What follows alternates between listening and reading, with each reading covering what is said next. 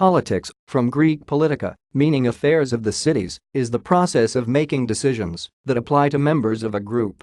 It refers to achieving and exercising positions of governance, organized control over a human community, particularly a state.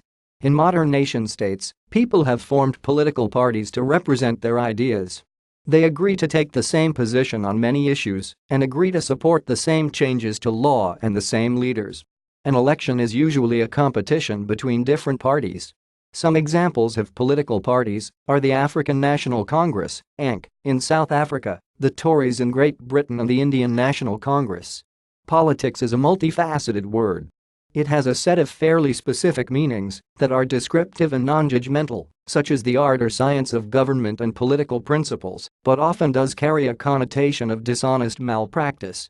The word has been used negatively for many years. The British national anthem, as published in 1745, calls on God to confound their politics, and the phrase "play politics," for example, has been in use since at least 1853, when abolitionist Wendell Phillips declared, "We do not play politics. Anti-slavery is no half-jest with us."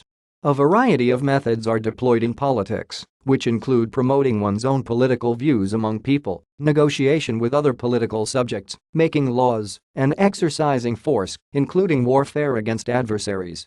Politics is exercised on a wide range of social levels, from clans and tribes of traditional societies, through modern local governments, companies, and institutions up to sovereign states, to the international level.